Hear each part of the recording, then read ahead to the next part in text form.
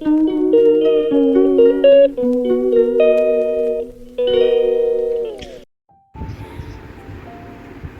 সকাল বন্ধুরা, আবার অনেক দিন বাদে তোমাদের সামনে চলে এলাম। ভালো লাগছে আসতে পেরে। আসলে কি জানো তো, 1 বছর না বেশ অনেকটা টালমাটাল গেছে আমার জীবনের মধ্যে। মানে টালমাটাল মানে ওই একটা জায়গায় ছিলাম বিগত বিয়ের পর থেকে অনেক বছর। তো হঠাৎ করেই কিছু ফ্যামিলির প্রবলেমের জন্যে তো সবাইকেই আমাদের শিফট করতে হয় আলাদা আলাদাভাবে, যার যার মতন। আর তার জন্যে একটু সমস্যা হয়ে গেছে। তা যাই হোক, সেটাকেই মেনে নিয়ে জীবনটাকে তো এগোতে হবে। তো সেই কারণে এখন সমস্ত দায়িত্বটা না মানে আমার উপর পড়ে গেছে। আগে যেরকম সবাই ভাগ করে নিতাম কাজগুলো, তো এখন যার যার সংসারে নিজের নিজের কাজগুলো নিজেকেই করতে হয়।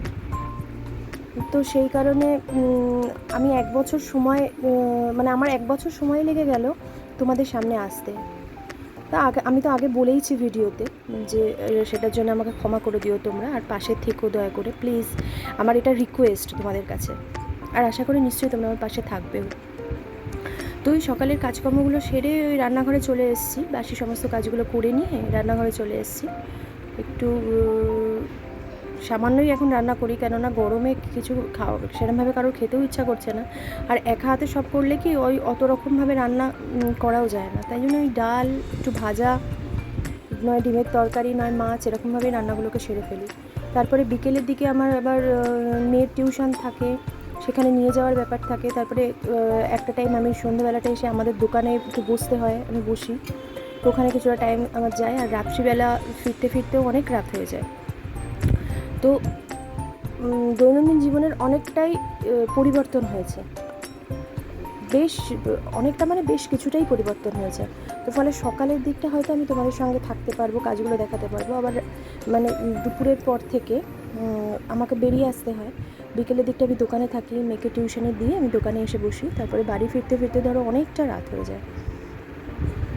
তো এইভাবেই তোমরা আমার সঙ্গে একটু অ্যাডজাস্ট করে নিয়ে আশা করি আমার পাশে থাকবে। তো রান্নাঘরে এসে ডিমের তরকারি করছিলাম। তো দেখো আমার কাজগুলো আস্তে আস্তে তোমরা দেখতে থাকো কী করছি। সবাই তোমরাও যা করো ওই আমারও ওই একই, সেরকমভাবে কিছুই নয় বিশেষত্ব।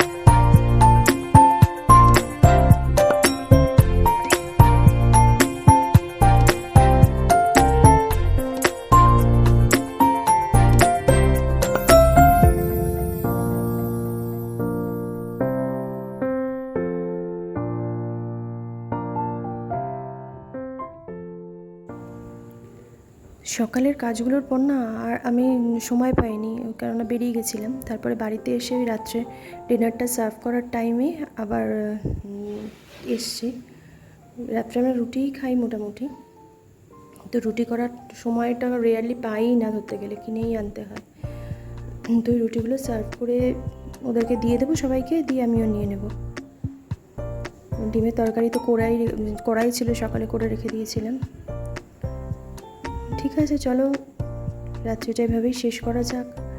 আর সারাদিনের পরিশ্রমের পর না প্রচণ্ড টায়ার্ড হয়ে যাচ্ছি, আর ভালো লাগছে না। মানে রাত্রের কথা বলার ওই এনার্জিটা, বসে যে আমি তোমাদের সামনে আসবো, তো সেই এনার্জিটা পাচ্ছি না। তো আশা করি নিশ্চয়ই পরের নেক্সট যে ভিডিওগুলো, সেগুলো থেকে মিনিমাম একটুখানি টাইম রাখবো অন্তত ক্যামেরার সামনে এসে তোমাদের সাথে একটুখানি কথা বলার জন্য।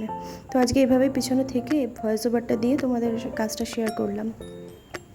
ঠিক আছে, চলো তোমরা দেখতে থাকো। শুভরাত্রি সবাইকে, আর সবসময় পজিটিভ মাইন্ডে থাকবে। ওকে, বাই অ্যান্ড গুড নাইট।